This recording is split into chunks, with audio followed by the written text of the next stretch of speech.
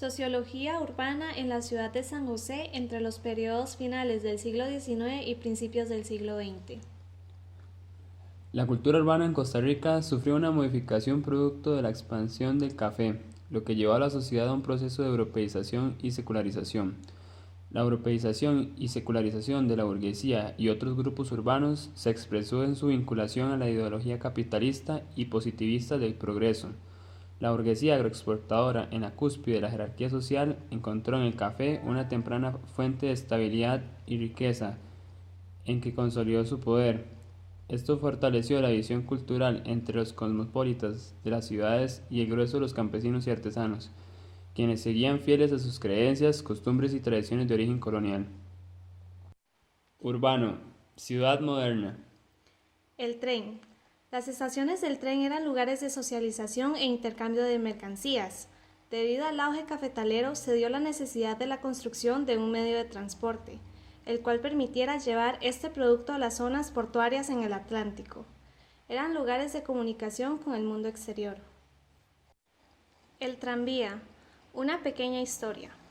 En el San José señorial y aldeano a la vez, donde brillaba como un sol exclusivo el Teatro Nacional, empezó a funcionar la mañana del 9 de abril de 1899 el tranvía. Ante los ojos jubilosos de sus tranquilos parroquianos, aquella máquina de leves chirridos empezó a deslizarse por los rieles, que atravesaron diversos sectores del casco central de una localidad fundada en 1737, y que había sido declarada ciudad por el reino español menos de un siglo atrás. Los carretoneros y jinetes, así como los conductores de diligencias y volantas, tuvieron que detenerse para respetar el paso de ese novedoso transporte público movido por energía eléctrica. Cautelosos, con los ojos bien abiertos, los primeros pasajeros abordaron ese medio de locomoción que se vino a unir al servicio del ferrocarril que ya atravesaba buena parte del Valle Central y que solo estaba a pocos meses de quedar conectado con el vertiente atlántica.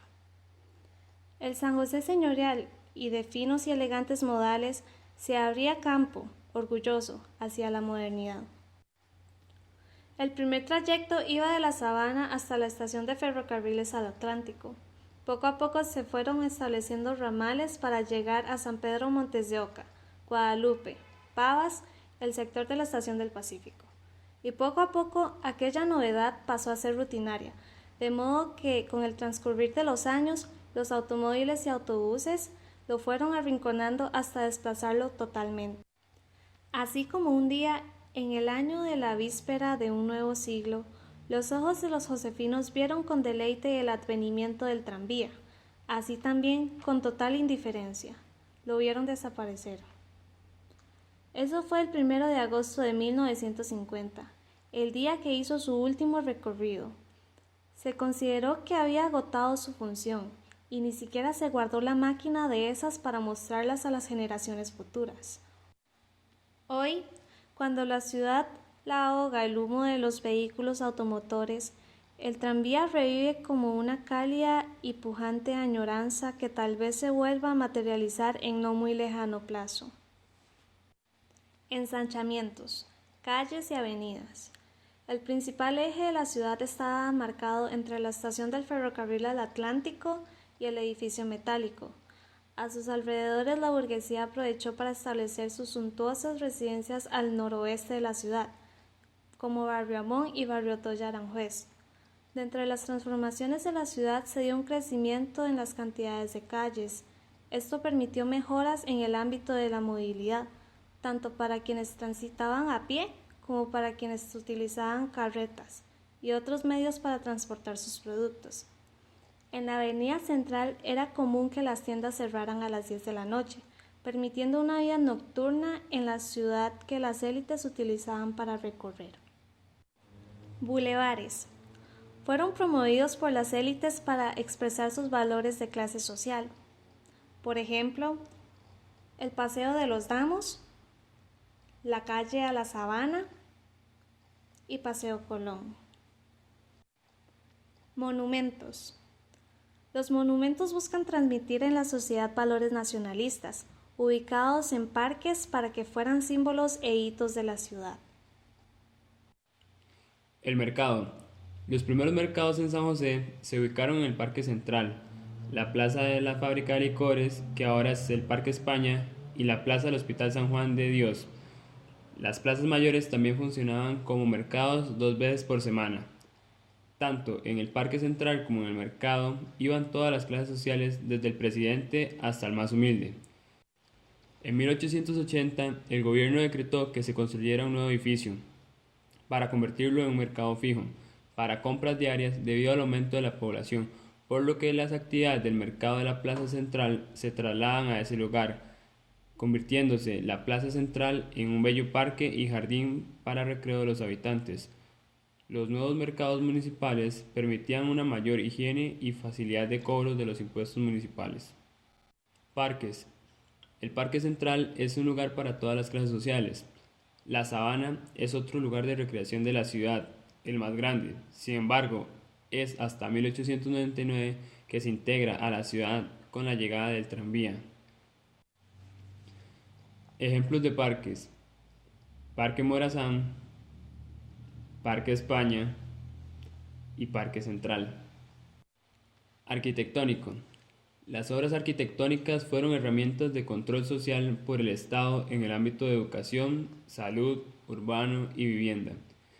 El desarrollo de la explotación agrícola vincula el desarrollo arquitectónico, es decir, de 1910 a 1950, expandiéndose por toda la República, siguiendo un proceso de consolidación de la estructura territorial y administrativa. En esa época, en la ciudad de San José convivían los trabajadores urbanos y agrícolas, comerciantes, jornaleros, asalariados, artesanos, entre otros. La ciudad de San José pasó de ser un pequeño poblado a un centro urbano. Debido a la crisis de la primera mitad del siglo XX, el sector de construcción de obras se vio afectado, ya que dependía de esta economía, sector agroexportador. Arquitectura con estilos internacionales. A pesar de la resistencia histórica, nuestra sociedad claudicó ante una modernidad internacionalizada, sin dejar de lado las alternativas criollas. Edificios públicos. Teatros. En el siglo XIX, el teatro fue uno de los espacios de reunión de la élite, espacios propicios para que los liberales expusieran sus ideales. Teatro Nacional. Era una señal de rango urbano y cultural. Fue un espacio de diversión para la élite, en el cual las clases populares tenían un espacio marginal, donde debían de comportarse de acuerdo a los valores de la burguesía. Paralelamente surge la marginación, lugares de desigualdad social y comercial, contrastes entre lo progresivo y lo degradante, como burdeles, cantinas y hosterías. Educación. Se establece la promoción de la educación tanto en primaria como en secundaria con la ayuda de los municipios. Se indica que la educación debe ser secular. Sin embargo, contribuyeron al establecimiento del Colegio de Monjas. Entre 1870 y 1880 se abrieron institutos para niñas en las cabeceras de provincia, a fin de responder a la necesidad de las clases altas a guardar la moral y la fe de sus niñas. Así se garantizaban el ideal de que sus mujeres se dedicaran al hogar, esposa abnegada y madre formadora de ciudadanos. El estilo escogido fue el ecléctico, dando énfasis a la parte exterior, debido a la importancia del ornato en las ciudades. Estos edificios educativos fueron símbolos de las políticas liberales como mecanismo de control social. El crecimiento demográfico fue un factor para el desarrollo de construcciones de escuelas. Este crecimiento obligó a la creación de nuevas ciudades, expansión de la frontera agrícola, lo que trajo inevitablemente los procesos de polarización social, de manera que la construcción de escuelas estaba relacionada con la cantidad de estudiantes. En 1887 se calculaba que la población de estudiantes era de 22.388, mientras que para 1940 la cifra subió a 100.000. En el mandato de Cleto González y Ricardo Jiménez, la educación secundaria y universitaria decae, por medio de un acercamiento del gobierno de Calderón Guardia a la Iglesia, permite la ayuda de la educación religiosa en escuelas y secundarias. En 1902 a 1904 se crearon 96 escuelas y entre 1910 a 1913 se fundaron 75 más. Muchas de estas escuelas se construyen en sectores suburbanos de las ciudades, donde se empiezan a formar los barrios populares, producto de los programas de viviendas conocidas como casas baratas. En las zonas rurales, la infraestructura escolar se construye con materiales económicos, pues los costos en su mayoría eran asumidos por las juntas de educación. Construcción de templos. Surge a partir de las necesidades de nuevos templos, así como los daños sufridos por los terremotos. La Iglesia tuvo que ingeniárselas en la primera mitad del siglo XX, dado que no contaba con el apoyo del gobierno. Arte. El arte es manifestación de la cultura, por ser producto de trabajo humano. Entonces, ¿por qué este gran error de aislar la creación artística de la vida general del país? El arte es un proceso de comunicación y una forma de conciencia social, como manifestación ideológica. Por Luis Ferrer Acosta. De este modo, el arte contribuiría a la exaltación del espíritu nacionalista de la época.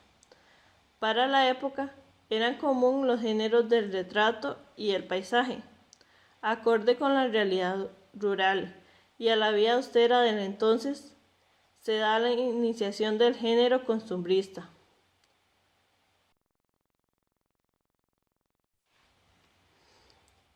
Después de los 30, la pintura se inclina por representar paisajes campesinos idílicos, con mujeres que posan sin la menor fatiga en paisajes casi reales de tan perfectos, promoviendo imagen romántica y folclórica de lo rural. En su proceso constructivo surgieron talleres al aire libre, en donde los artesanos enseñaban a los más jóvenes el oficio de la talla directa en la piedra. El arte, con esencia nacional, se manifestó con una propuesta artística en la vida rústica y austera del campo. El contacto con la naturaleza y el ideal de una existencia pacífica llevaron al surgimiento de una identidad nacional en el arte, manifestada principalmente en la pintura paisajista y la formación de una sólida escuela tradicional en la técnica de la acuarela. Se abandonó el eurocentrismo y se abrazó el romanticismo rural. Literatura. El movimiento costumbrista estará vigente en este país desde mediados del siglo XIX y se prolongará hasta varias décadas del siglo XX. Inicialmente, los escritores de aquella época harán una narrativa descriptiva y con enfoque sobre sus vecinos y la vida agrícola. Esto debido a que la región central, donde está ubicada la capital, no es un centro urbano e industrial, sino una serie de pequeños barrios rodeados de solares y plantaciones de café. La literatura también surgió con grupos como Renovación, La Aurora, entre otros, donde se deja ver una imagen de nación de conflicto. Antes la corriente era criollista costumbrista, de manera de que en 1940 a 1960 se produjo una narrativa de tendencia social. Fotografía. La importancia de la fotografía se da en la formación de identidades colectivas e identidades imaginarias nacionales, lo que se busca en la difusión de imágenes que reflejan el progreso y la modernización que experimenta la sociedad. La fotografía funcionaba como propaganda política y comercial y era símbolo de la burguesía nacional y del poder. En las primeras décadas del siglo XX se tomaba en cuenta solo las estructuras arquitectónicas de la burguesía, cuyas intenciones eran mostrar una imagen modernizada y atraer extranjeros, así omitiendo a las edificaciones populares. Estas últimas poseían un carácter humilde y con materiales económicos. Los barrios populares no constituían una zona atractiva, ya que no eran parte de la ciudad limpia e idealizada de la burguesía.